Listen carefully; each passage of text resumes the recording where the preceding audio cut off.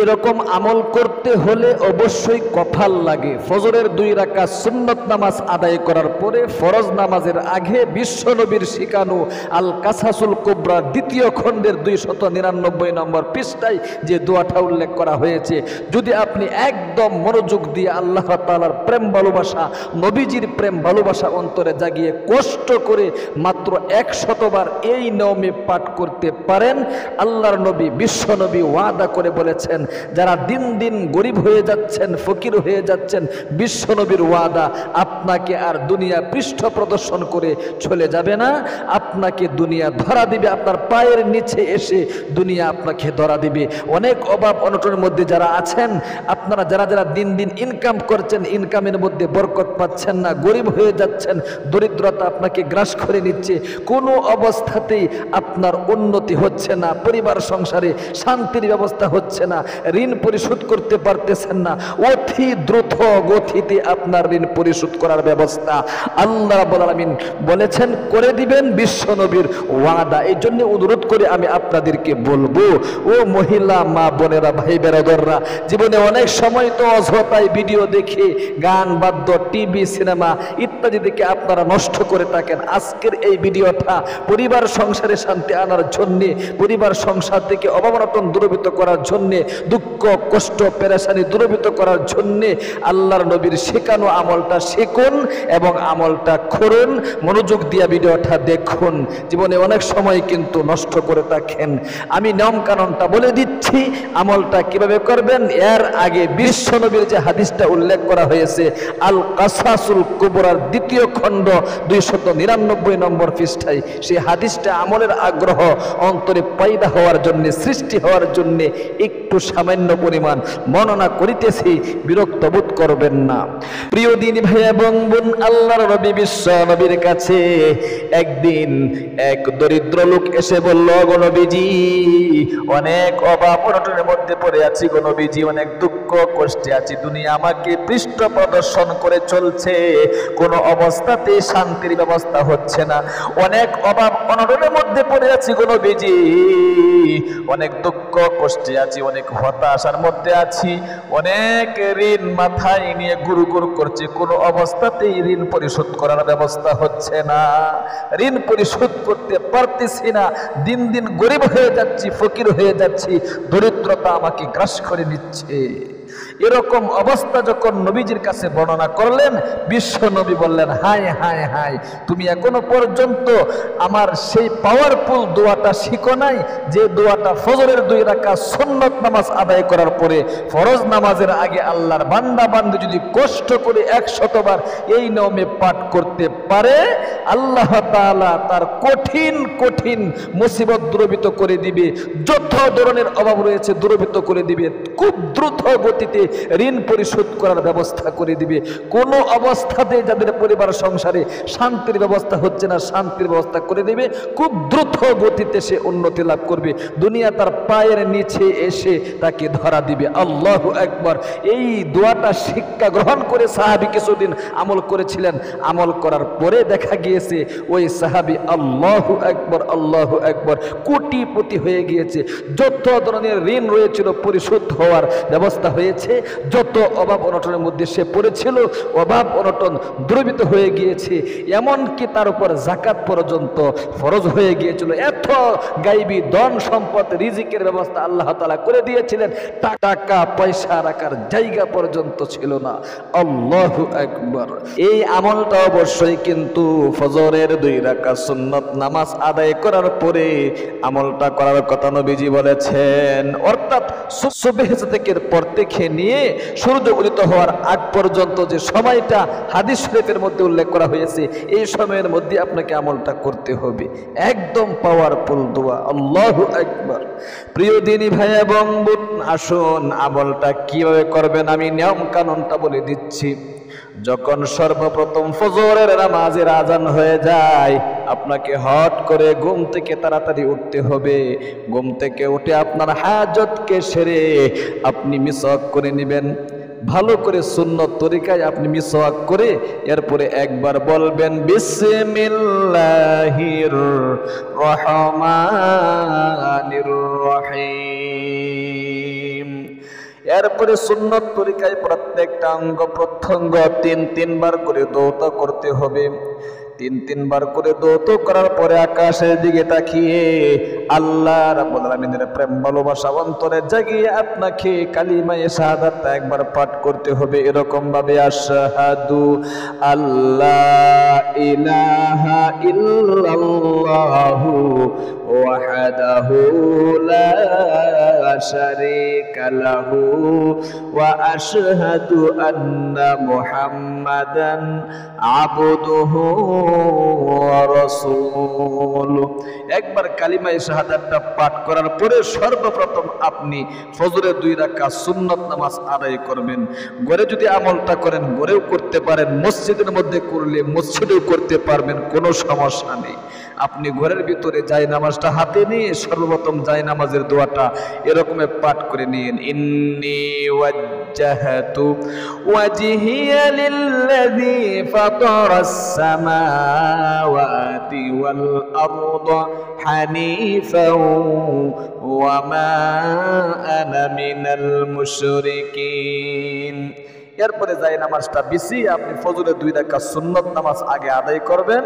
এরপরে আপনি নির্দিষ্ট জায়গার মধ্যে বসে 1 নম্বরে আপনাকে চোখ বন্ধ করতে হবে। এরপরে আপনি মনোযোগ দিয়ে আল্লাহ তাআলার দিকে ধ্যান ধরতে হবে এবং মনে মনে আপনি যে অভাবের মধ্যে আছেন, অনেক দুঃখ কষ্টে আছেন, অনেক ঋণ পরিশোধ করতে পারতেছেন না, কোনোভাবেই উন্নতির ব্যবস্থা হচ্ছে না, শুধু মুসিবত আর মুসিবত, কোনো অবস্থায় আপনার পরিবার সংসার থেকে দূরে সরছে না, অবশ্যই আপনি এই সমস্ত কথাগুলো অন্তরে জাগিয়ে একদম মনোযোগ সহকারে আল্লাহ তাআলার বিশ্ব নবী মুহাম্মদ আরবি সাল্লাল্লাহু আলাইহি ওয়াসাল্লামের একটি পাওয়ারফুল শক্তিশালী দুরূদ শরীফ, যে দুরূদ শরীফটা একবার পাঠ করলে অবশ্যই বিশ্বনবী বলেছেন 70 জন ফেরেশতা 1000 দিন পর্যন্ত তার জন্য নেকি লিখতে থাকে, রহমতের দোয়া করতে থাকে। আল্লাহু আকবার। এই দুরূদ শরীফটা 11 বার পাঠ করবেন। এরপরে সেই জাদুকরী আল কাসাসুল কুবরা কিতাবের 2য় খণ্ডের 299 নম্বর পৃষ্ঠায় যে জাদুকরী শক্তিশালী দোয়াটা উল্লেখ করা হয়েছে, সেই দোয়াটা 100 বার পাঠ করতে হবে। আগে আসুন সহি শুদ্ধভাবে দুরূদ শরীফটা আমার সাথে সাথে কয়েকবার পাঠ করে সহি শুদ্ধ উচ্চারণটা শিখুন। আপনি কিন্তু 11 বার পাঠ করবেন একদম মনোযোগ দিয়া, এরকম ভাবে, জাযাল্লাহু আন্না বলতে হবে, জাযাল্লাহু আন্না মুহাম্মাদাম মা হুয়া আহলুহু, জাযাল্লাহু আন্না মুহাম্মাদাম মা হুয়া আহলুহু, জাযাল্লাহু আন্না মুহাম্মাদাম মা হুয়া আহলুহু। এই দুরূদ শরীফটা 11 বার পাঠ করার পরে আপনাকে সেই জাদুকরী আল্লাহ তাআলার শক্তিশালী যে দোয়াটা রয়েছে সেই দোয়াটা পাঠ করার আগে আপনি 3 বার ছোট্ট পাওয়ারফুল তাওবায়ে নাসুহার দোয়াটা পাঠ করে নেবেন। কারণ তাওবায়ে নাসুহার দোয়া পাঠ না করলে জীবনের গুনাহগুলো মাপ হয় না, আগে গুনাহগুলো মাপ চাইতে হবে। এরপরে আপনার যত অভাব অনটন দুঃখ কষ্ট আছে, ঋণ পরিশোধ করতে পারতেছেন না, যত জায় ঝামেলাগুলো আছে সেই দোয়াটা এরপরে পাঠ করবেন। এরকম ভাবে পাঠ করুন, আস্তাগফিরুল্লাহ বলতে হবে, আস্তাগফিরুল্লাহ রাব্বি মিন কুল্লি যামবি ওয়া আতুবু ইলাইহি। আবার পাঠ করুন, এই ইস্তিগফারের দোয়াটা 3 বার পাঠ করবেন, আস্তাগফিরুল্লাহ রাব্বি মিন কুল্লি যামবি ওয়া আতুবু ইলাইহি। এরকম 3 বার পাঠ করবেন। এরপরে শক্তিশালী আল কাসাসুল কুবরার 2য় খণ্ড 299 নম্বর পৃষ্ঠায় যে দোয়া উল্লেখ করা হয়েছে বিশ্বনবী আল্লাহু আকবার। আলী রাদিয়াল্লাহু তাআলা আনহু যে দোয়ার ব্যাপারে বলেছেন সেই দোয়াটা এরকম 100 বার পাঠ করবেন, একদম মনোযোগ দিয়া চোখ বন্ধ করে এরকম ভাবে সুবহানাল্লাহি ওয়া বিহামদিহি বলতে হবে, না বললে সহি শুদ্ধ হবে না। সুবহানাল্লাহি ওয়া বিহামদিহি সুবহানাল্লাহিল আযীম ওয়া বিহামদিহি আস্তাগফিরুল্লাহ। আবার পাঠ করুন সুবহানাল্লাহি ওয়া বিহামদিহি সুবহানাল্লাহিল আযীম ওয়া বিহামদিহি আস্তাগফিরুল্লাহ। সুবহানাল্লাহি ওয়া বিহামদিহি সুবহানাল্লাহিল আযীম ওয়া বিহামদিহি আস্তাগফিরুল্লাহ। আল্লাহু আকবার, আল্লাহু আকবার। সমস্ত সমস্যার সমাধান এই পাওয়ারফুল দোয়া। এই জন্যে আমি বলেছি এরকম আমল করতে হলে কপাল লাগে। এরপরে আপনি আবারও সর্বশেষে সেই পাওয়ারফুল দুরূদ শরীফটা আবারও 11 বার পাঠ করে নেবেন এরকম ভাবে জাযাল্লাহু আন্না মুহাম্মাদাম মা হুয়া আহলুহু জাযাল্লাহু আন্না মুহাম্মাদাম মা হুয়া আহলুহু জাযাল্লাহু আন্না মুহাম্মাদাম মা হুয়া আহলুহু।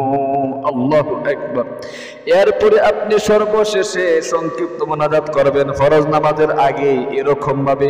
মোনাজাতের মধ্যে কি কি বলতে হবে খুব গভীরভাবে শিখুন। অনেকেই কিন্তু এখনো পর্যন্ত মোনাজাতের শুরুতে কি বলতে হয়, মাঝে কি বলতে হয়, শেষে কি বলতে হয় শিখতে পারলেন না। এরকমই মোনাজাত শুরু করতে হবে। আলহামদুলিল্লাহি রাব্বিল আলামিন ওয়াসসালাতু ওয়াসসালামু আলা আশরাফিল আম্বিয়া ওয়াল মুরসালিন এরকম শুরু করবেন। এরপরে আদম আলাইহিস সালাতু ওয়াসসালামের তওবার দোয়াটা একবার বলবেন। রব্বানা যালামনা আনফুসানা ওয়া ইল্লাম তাগফির লানা ওয়া তারহামনা লানাকুনান্না মিনাল খাসিরিন। এরপরে বাংলাতে বলতে হবে 1 নম্বরে আপনার জীবনের গুনাহগুলোর কথা। আল্লাহ, জীবনে অনেক অন্যায় করেছি, পাপ করেছি, জীবনের যৌবন নষ্ট হয়ে গিয়েছে, মাথা থেকে নিয়ে পা পর্যন্ত সমস্ত শরীরে গুনাহে ঝরঝরিত, হাতের গুনাহ, পায়ের গুনাহ। আল্লাহ, সমস্ত গুনাহ থেকে তওবা করছি, আর কোনোদিন গুনাহের কাজ করব না। এরকম একটা একটা করে গুনাহের কথা বলে বলবেন আল্লাহ তুমি আমার জীবনের যৌবনের গুনাহগুলো মাফ করে আমাকে নিষ্পাপ করে দাও। এরপরে 2 নম্বরে বলবেন আল্লাহ অনেক অভাব অনটনের মধ্যে পড়ে আছি গো, অনেক দুঃখ কষ্টে আছি, অনেক হতাশার মধ্যে আছি, অনেক ঋণগ্রস্ততার মধ্যে আছি, অনেক হয়রানিতে আছি, অনেক টেনশনে আছি। সমস্ত অভাব অনটন, দুঃখ কষ্ট পেরেশানি দূরীভূত করে শান্তির ব্যবস্থা করে দাও। অনেকের স্বামী স্ত্রী মিল নেই, মোহাব্বত নেই, ভালোবাসা নেই, বলতে হবে। অনেকের সন্তান সন্ততি কথা শোনে না, আল্লাহ তাআলার নিকট বলবেন। যারা উন্নতি পাচ্ছেন না, অনেক ঋণ আপনার পরিশোধ করতে পারতেছেন না, অবশ্যই আপনাকে একটা একটা করে আল্লাহ তাআলার কাছে বলতে হবে। সর্বশেষে আখিরি তামান্না ওয়াজআল কালিমাতুনা ইনদাল মাউতি লা ইলাহা ইল্লাল্লাহু মুহাম্মাদুর রাসূলুল্লাহ সাল্লাল্লাহু আলাইহি ওয়াসাল্লাম। তাহলে প্রিয় দিনী ভাই এবং বোন, অবশ্যই আল্লাহর নবীর শিখানো পাওয়ারফুল দোয়াটা ফজরের 2 রাকাত সুন্নত নামাজ আদায় করার পরে ফরজ নামাজের আগে 100 বার পাঠ করতে কখনো আপনারা কিন্তু ভুলবেন না। আল্লাহ তুমি তোমার বান্দা বান্দীদেরকে অবশ্যই পাওয়ারফুল তোমার নবীজির শিখানো দোয়াটা আমল করার তৌফিক দান করো, আমিন। যারা ভিডিওটা দেখেছেন একটা লাইক দিবেন এবং একটা কমেন্ট করবেন। অবশ্যই আমাদের ইসলামিক এই চ্যানেল থেকে আরো এরকম গুরুত্বপূর্ণ ভিডিও দেখতে চ্যানেলটাকে সাবস্ক্রাইব করে পাশে থাকা বেল আইকনটা অন করে রাখবেন। যারা ভিডিওটা দেখেছেন একটা লাইক দিবেন এবং একটা কমেন্ট করবেন। আসসালামু আলাইকুম ওয়া রাহমাতুল্লাহি ওয়া বারাকাতুহু।